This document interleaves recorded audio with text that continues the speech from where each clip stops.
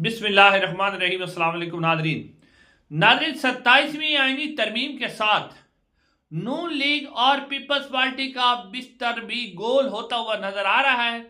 नजम सेठी साहब ने एक बहुत बड़ी खबर ब्रेक की है। वो खबर क्या है आपके सामने रखते हैं।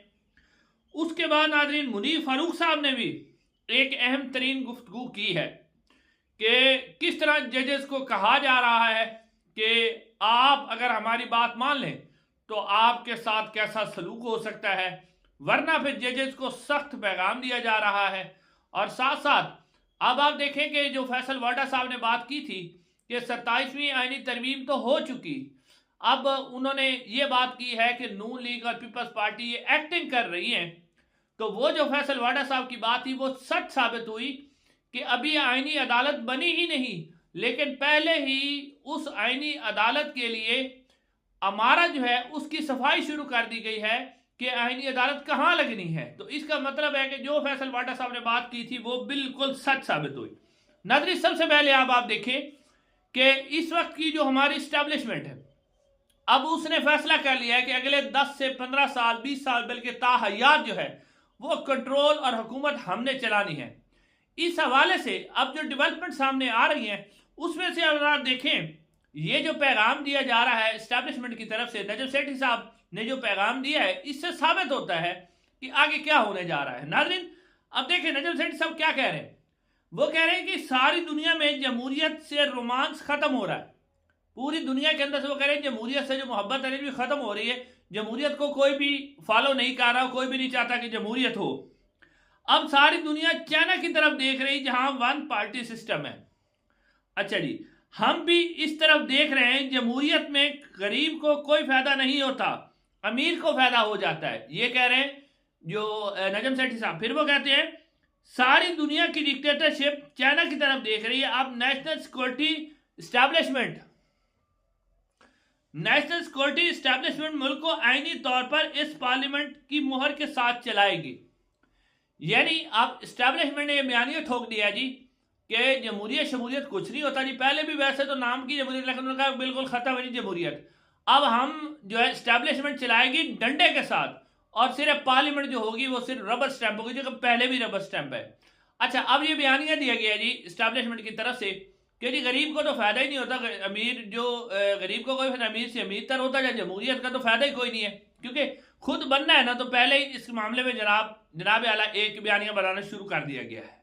अच्छा, अब असल सूरत हाल क्या है नजर, सूरत हाल ये पैदा हो चुकी है कि अगर आप देखें कि ये जिस तरह कह रहे हैं कि आईनी तरमीम करने से जी गरीब को तो कोई फायदा नहीं होता, ना ही मुल्क का फायदा है।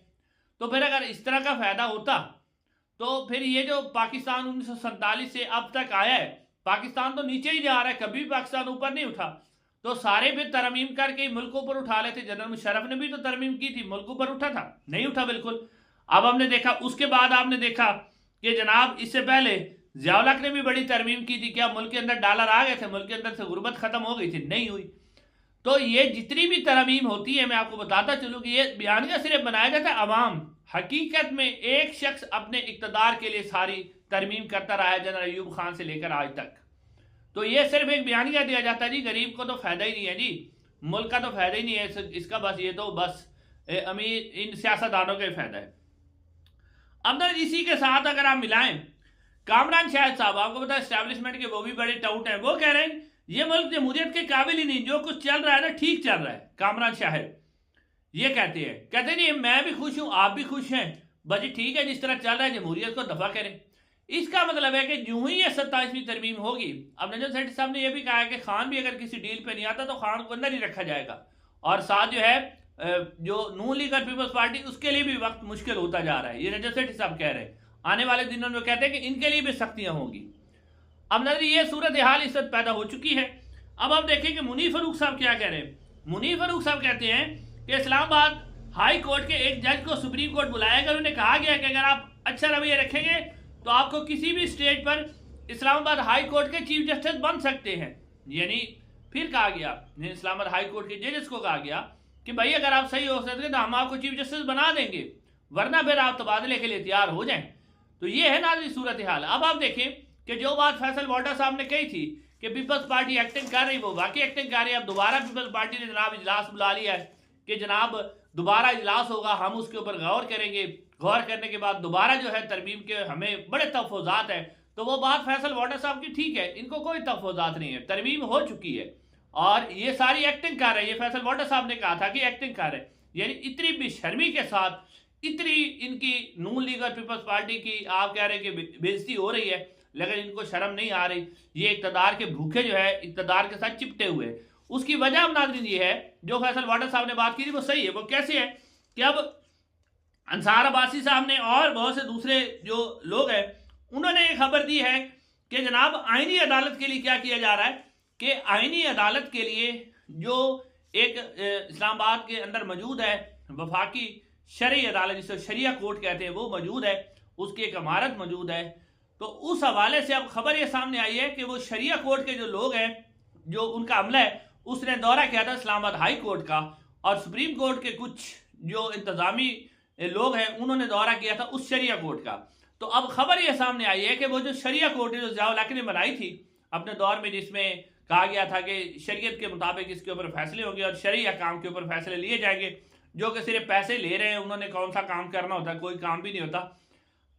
अब नई खबर ये आई है कि वो जो शरिया कोर्ट है उसको वहां से मूव किया जा रहा है। उन्हें बता दिया गया आपको मूव करके इस्लामाबाद हाई कोर्ट की एक जो इमारत का कुछ हिस्सा खाली करवा के वो शरिया कोर्ट को जो इस्लामाबाद हाई कोर्ट में मुंतकिल किया जाएगा, और उसके साथ साथ जो शरिया कोर्ट होगी उस इमारत को खाली करवा लिया जाएगा, और खाली करवा के वहां पर जो आईनी अदालत बनाई जा रही है, जिसके सरबराह मुमकिन तौर पर हसन अयूब रावी साहब ने ट्वीट किया है कि आईनी अदालत जो है उसका जो सरबराह होगा उसकी उम्र 68 साल होगी। यानी अब वो कहते हैं आईनी अदालत की जो जजेस की उम्र होगी ना वो 68 साल होगी। तो इसका मतलब है कि जो इसके अंदर जस्टिस अमीनुद्दीन खान साहब हैं उनकी जो खिदमात है वो हासिल की जाएंगी और वहाँ पर आईनी अदालत बनाई जाएगी। तो अब वो शरिया कोर्ट की जो जगह है उसको साफ करवाया जा रहा है, बाकायदा तौर पर खाली करवाया जा रहा है और उसकी जगह आईनी अदालत बनाई जाएगी। तो इसका मतलब है कि वो जो फैसल वाटर साहब ने बात की थी कि 27वीं तरमीम हो चुकी है, तो वो हो चुकी है। पीपल्स पार्टी और नून लीग सिर्फ एक्टिंग कर रही है। पीपल्स पार्टी नजम सेठी साहब के बकौल सिर्फ यही चाहती है कि जो 18वीं तरमीम में हमें पैसे मिलते हैं वो मिलते रहे, हमारे खाबे चलते रहे, हमें आर्टिकल 243 के अंदर जो तरमीम है उससे हमारा कोई लेना देना नहीं है। इंशाल्लाह अगली वीडियो में मुलाकात होगी।